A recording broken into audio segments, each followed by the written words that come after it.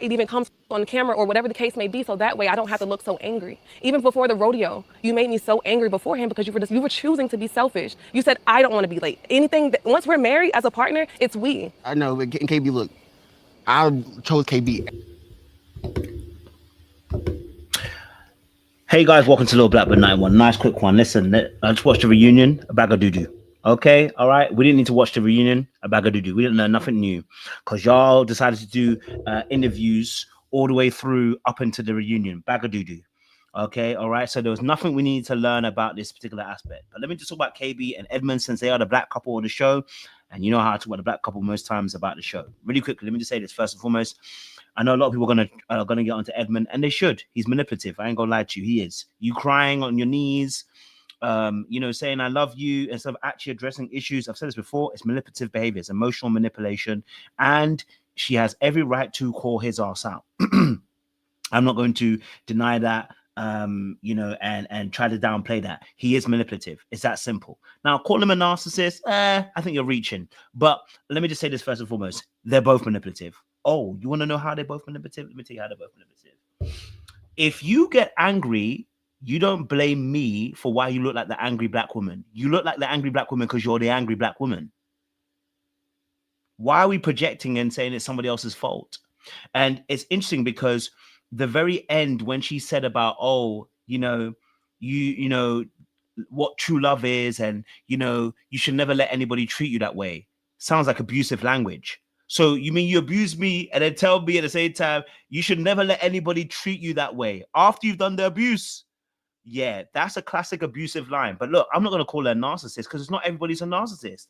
But the reality of the situation is they're both manipulative people. They just manipulate in very different ways. And it's always easy to spot the Edmonds because it's easy to spot men when they're manipulative. Okay? He is manipulative emotionally, but so is she. That's why they got on together. She don't look. He suddenly started having convenient amnesia. I don't remember, bro. You remember. You remember what you said. You remember what you said, brother. Let's stop pretending as if you don't remember what you said. You know what you said. Okay, all right. You know what conversations you guys had. You know what was said in those arguments. Okay, so he needs to stop pretending he has convenient amnesia. It's manipulative to do so. In that particular space from Edmund. But then alongside that too, I find it intriguing because she asks why he shuts down. I know why he shuts down because of the way you talk. If we just seen how you talk. He can't get a word in edgeways. You tell him not to interrupt you, and you're the one interrupting, and you don't even know you're doing it. So I already know that both of you are trash behind the counter. I don't care how much she tells that story. Oh, you do this, you're dismissive, you're this, you're this. And I'm like, KB, you act like you don't do the same thing behind scenes because we see you do it on camera. So by all means, you do it off camera. I'm sorry. What are you telling us that you only interrupt him when you're on camera? Come on, sis. You're both manipulative. You're both needing help, and you both need to heal. Okay, all right. You both need to heal, and he's never going to win that battle with exactly. He's never going to win that battle with KB because she talks that in a way that he is not as eloquent as. He's always going to feel shut down, right? But the reality of the situation is they both like this. So when I watched it, I was like, oh, okay, like I can see why both of you got together. I can see why you both got together. You know what I mean? Like, you don't take accountability. You don't take accountability. You're blaming him for some of the situation. Like, for instance, the bedroom situation is on him. Yes, him crying. I mean, to be fair, of course, he got asked the question, "How do you feel about it?" He cried. And so yes, he was wrong. He was manipulative for the crying aspect and the sex aspect and the body shaming and the slut shaming. Okay, he was manipulative and he was wrong for that. Absolutely, he has to take accountability and has to sit down with that and actually really learn that. And I don't think he actually fully clocked that aspect either. I don't think he's fully clocked that as well and understood how that can be played out, because the way he explained it didn't sound like he fully understood how that was manipulative. Instead, he answered it generally saying, I don't want to ever feel like I'm being manipulative or dismissive, which I get, but bro, that didn't answer the question, the situation. That didn't answer the actual query. So again, he missed the plot in that situation too. Let me just play a little bit of this clip. Every single day, I love KB. I respected KB, even off camera. KB was there was time when she was PMSing, needed space, and I don't know. And then when she would tell me that, I would try to like try to talk to her, but she would. So again, there seems to be a lot of things going on off camera, right? Because like you just said, okay, you know, like he said, obviously, I don't want to say PM. Yeah, he said PMS and whatever, whatever. But basically, she needs space.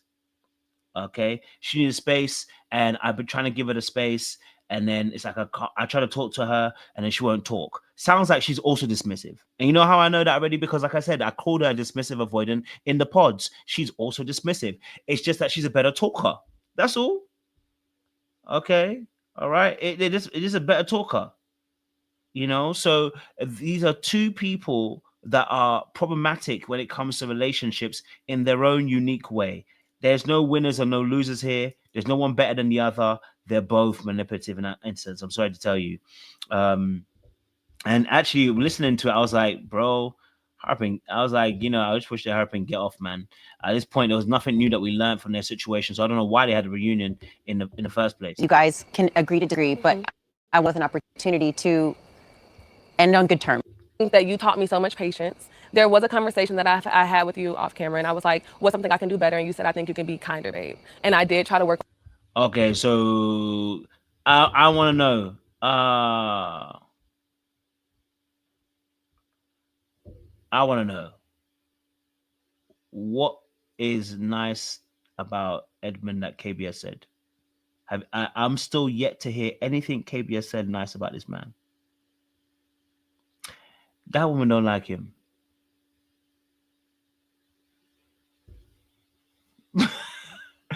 And it's okay, KB. We just need you to get off this boat quickly. What did she say that she likes about Edmund? What is it about Edmund that's good? What are the good traits about Edmund? I haven't heard one. I needed to leave it alone. Okay? I needed to leave it alone. You know what I mean? Yeah, she probably is more FA, Katie, to be honest. She probably is more FA. She just leans more dismissive. But you're probably right. She is probably more FA with those situations. You're probably right. On that, and I called my mom, and I'm like, he said I need to be kinder. She was like, maybe you're kind in your way, but see what kindness looks like to him. And I was just Okay, like, okay, mama. cool. And so I was like, okay, cool. And so I was just trying to learn how to love you the way you needed to be loved. Like, a lot of people may not understand why I stuck around. So, baby girl, when you decided to love him the way he needs to be loved, when he said he wanted you to be kinder, were you kinder? Look, both of these people need work, man. I'm not even choosing a side, man. Both of them need help, man. You know what I mean? Both of them need some help, bro. Because I don't know. I don't know. You know what I mean? Like, he be dismissive. When he doesn't make sense to him, he might shut down, he might walk away. We've seen him do that as well. He walks away in the conversation and expects there to be a reunion after. No, that don't work. We saw that at the cowboy situation when he shut down and walked away. Like, come on, bro. You know, as well. So I ain't seen. You know what I mean? I was like, okay, bro, you also got some problems where you deal with conflict. You don't deal with conflict in the right way. And so you don't work through it. And then you expect the person to be okay. They're not going to be okay with you. I'm sorry. They're not going to be okay with you. So she has every right to feel the way she does as well. But I genuinely loved you. And what we were in was a trial marriage. We can't wake up and just say, hey, granted, maybe it did happen, but I didn't feel in our experiment, we could wake up and say, hey, you made me mad yesterday, I'm leaving you. No, that's not how that goes. It was, I'm going to wake up and choose you. Even though you pissed me off last night, I might have pissed you off the day before. We're going to wake up and continue to choose each other and go through this experience. And please never accept that kind of love. No matter how bad you want that love, don't accept that love. That's not what love looks like. It was that comment there that told me, broski, see this, yeah? When someone tells you this and you shouldn't accept that kind of love, I'm going to take that straight, brother. After they done the thing to you, just know they are terrorists in waiting, bro. She told him, listen, you don't need to accept that kind of love. You should never accept that kind of love. Wait, hold on a minute. You mean the one that you gave him? So you weren't that great. Precisely what I'm saying, that both of them are a problem. Do you see why I say both of them are a problem? And that people trying to cape for Edmund or cape for KB, it's a waste of time because they're both manipulative. And they're both lacking self-awareness. It just looks like she's more self-aware because she's able to articulate herself. But but the reality is she's just a stronger articulator than he is. That's all. They're both manipulative. They're both lacking self-awareness. They both are projectors. They both are avoidant in some shape or form. This is not, it's not going to last long. Then we got, just really quickly, I needed Patrick to start, I need Patrick to be me a bit more strength, bro. They give you opportunity to explain yourself, and Patrick is fumbling his lines. Why was he talking in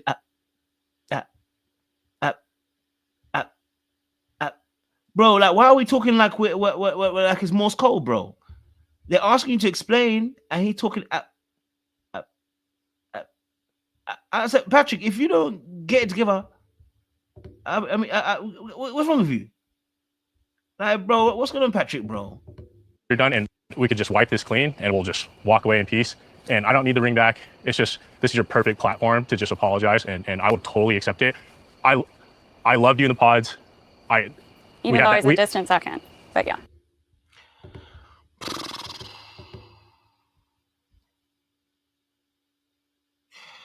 Hey, you know what? First of all, Patrick's way too nice, and that's his problem. I didn't say good, I said nice on purpose. The way that he explained that situation, no, you want her to apologize because you need an apology. Stop trying to help her out, oh, because I don't want the people to get on you. Flip the people, you need an apology. And you trying to play it nice, and you're hiding behind the passive aggressiveness. Brother, you want an apology because you feel hurt by what she did, and it would feel better if she was to apologize. Instead, you're trying to make it about like you are this saint and saying, oh, apologize because then, the people in the audience will leave you alone. I said, bro, if you don't quit the nonsense, ask for your apology and keep it stepping, brother. Okay? Stop trying to make it about the audience. The audience don't need her to give an apology. They still gonna hate her. So it don't make a difference. What you need is you need an apology. That's what you need. So say that with your chest. You want to ring back? Say it with your chest. Don't tell us, the audience, that they need it. We don't need it. Okay, all right. You need to say with your chest that you need it. Now, Casey out here dating everybody that was allowed to date. Dated Joe, dated whatever, Brendan, whatever his name is. So hot mess. Hot mess. I'll tell you what was awkward.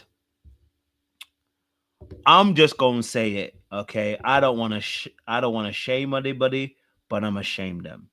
I'm ashamed somebody because what's going on here? All right, well, Jordan, I want to know, was there anything that surprised you now that you've seen season 9? Yeah, me and Mike. Hold on. The show, and so it makes sense why I haven't seen you. You might have been like hiding away a little bit. Yeah, you kind of went dark. I was wondering too. I'm like, where did Megan go? Yeah, the ring situation is political because he actually, I believe he topped up some of the ring. I believe he topped up some of the finances on the ring. So him giving it back, I understood why he was fighting for it back, because I believe he paid some extra thousands to add on to the ring. So it wasn't just a Netflix ring. It was a ring that was actually, he customized as well, I think added, apparently. Anyway, that's what I heard. I don't know if that's the truth. If that's the case, then I understand why he wanted to ring back. And if you're going to say that, say it with your chest. You know what I'm saying to you? Look, I paid extra for the ring. It wasn't free. Netflix paid what they paid, but I paid extra. I want to recoup my money. You know what I'm saying to you? That's all. Hey, look, Netflix, I'm going to pawn it, get my money back, because I paid extra, thinking that you cared about me. You didn't. And I don't care what anyone thinks. That's not a situation. You know what I mean? But if you say you want to ring back because of Netflix, bro, you got your own ring. So just be honest about it. You know what I'm saying to you? You paid extra, then let us know, innit? So yeah, it's mad. In that space. But he gave the ring, he gave it back to her in the end. I was just like, bro, if you don't start acting like a bee, they're gonna treat you like a bee, bro. You know what I mean? Like they're gonna treat you like a bee. Now, let me just talk about this situation here. For the pod. So I just reached out to Megan. She was just very transparent, which I appreciate. If I would have found out right here, right now, I think that would have been jarring. So I do appreciate the transparency and the honesty, but you're going to be great parents, and I have no doubt in my mind about that. None of you guys knew, by the way. No. No, nobody knew. Of course nobody knew, because Megan didn't want to tell nobody. Not because she wanted nobody in their business. Nah, because Megan was out here doing stuff she shouldn't be doing. Out here getting pregnant, not getting a ring.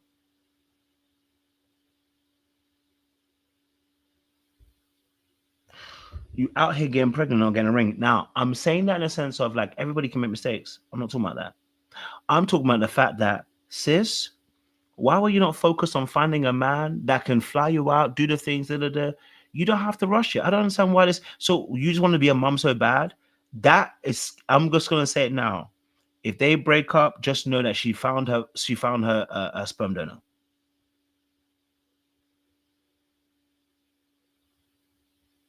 Okay, and that part is that's what I'm a little bit concerned. Yeah, Jordan was definitely hurt. Jordan was definitely hurt. Can't lie. Jordan was definitely hurt. You know, they within 3 months of dating, they got pregnant. I said, baby girl, you baby girl.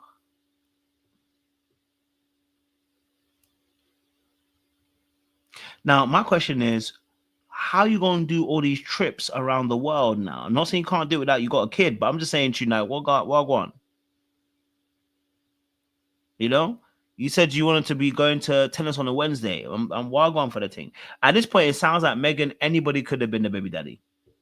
At this point, anybody could have been the baby daddy. You know what I mean? Anybody. She could have chosen anybody. It could have been Jordan. It could have been that man. It could have been anybody. It could have been Mike after. You know. So that's the only thing I felt about it. You know. In that space, I just felt like it could have been anybody at that point in time.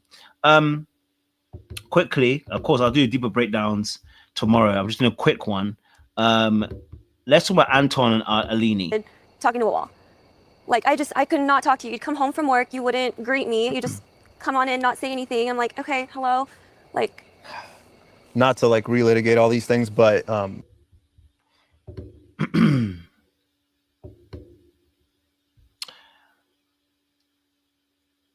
Anton and Alini, let's be honest, we're glad they didn't get married. She did not like him. And actually, how much did he like her? Like I said, you know, I was so confused by this. How do you not like somebody going to strip clubs and you don't like the fact that they're in strip clubs, and a friend tells you about the strip club situation and you don't ask him about the strip clubs? That conversation never happens. Why? That's like me saying, you know what, I'm so hot on my Christianity, but I never got to ask you whether you're a Christian or not. Why would I not ask that? It's so important to you that you said, and it's confusing. You want someone to be the life of the party, you know, be the she wanted to be the life of the party. She wanted somebody to be the bright, effervescent person, and then all of a sudden, you know, when he has been to the strip clubs, that no longer works for you. And I'm like, well, bro, maybe he's extroverted and sticking it to the clubs. But again, they both didn't like each other. Let's be honest, right? And I think the reality is, that she did not like him from the very beginning. For her to say that the moment she saw his flip-flops on a holiday and whatever toes he had, that told me all we need to know. She never fancied him. It's why it's again very much up there. You know, very much up there. And then, you know, noticing that obviously how she handled how she handled how she handled the situation by saying, obviously, we never had no deep talks all of a sudden. I was like, wait, so y'all didn't have no deep talks? Apparently, because every time you want to have a deep talk, he was going to bed. You mean after your shift? You mean y'all couldn't find another time where you would have more energy? You want to have a deep conversation after a 14-hour shift? Yeah, I'm going to bed too.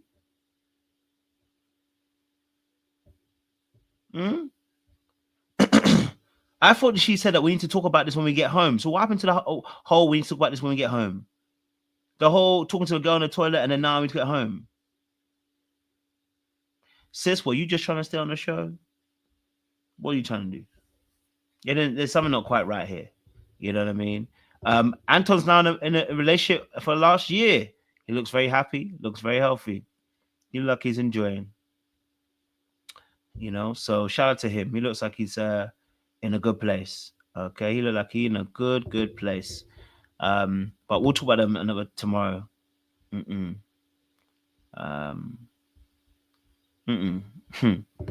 Anyway, let's watch the last one quickly. Involved in a lot of conversations, and it wasn't until the very last day that I found out that Brendan and Annie were dating. And I think that Brendan was privy, or at least had guessed, that I was dating Annie. So when Brendan... I just want to know what old girl's problem with Nick was. I'm not saying Nick was perfect. Nick was different, okay? But old girl was on Nick's ass. I don't know what's going on. They were on Nick's ass. I don't know what's going on. What the hell is going on? Okay. And she pretty. I can't lie to you. The blonde thing's kind of pretty. I can't lie. The girl on the right, she kind of pretty. Can't lie to you. Yeah. Mad pretty. Kate, are you seeing anybody right now? Nope. Single as a Pringle. But Pringles aren't single, aren't they? In like I love a whole Pringles. sleeve of like... Just got really hungry. Kate looking pretty, looking demure, looking good. I can't lie to you. You get me? If man was about that life, I would say hello. I'm not.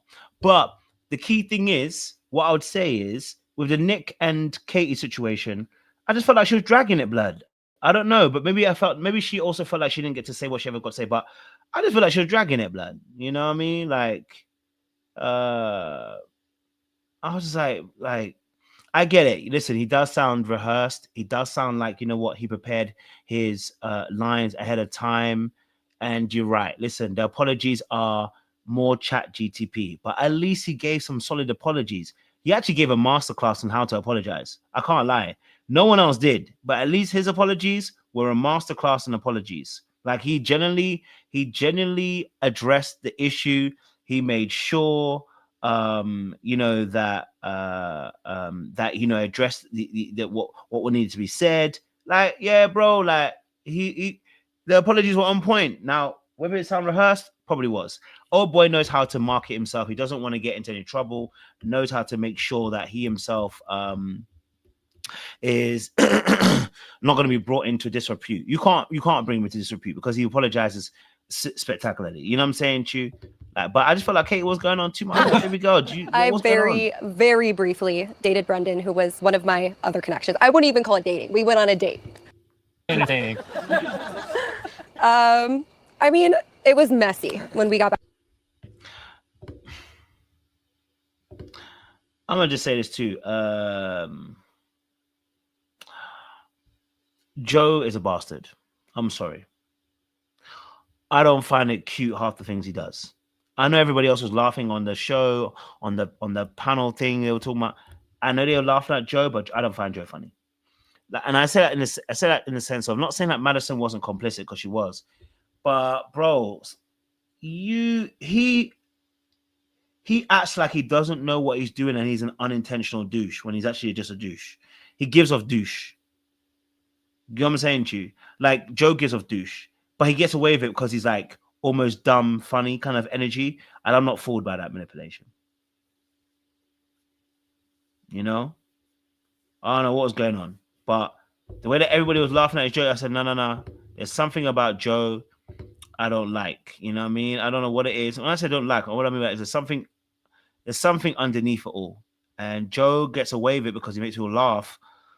But actually, a lot of the stuff, his behaviors, are problematic. They're actually problematic. But again, I want to go deeper. Your actions affected my engagement. Did I ever have two palms on your chest that night? I don't know. I can't remember, but that's totally false. Man said he can't remember if she put his hands on her chest. Hand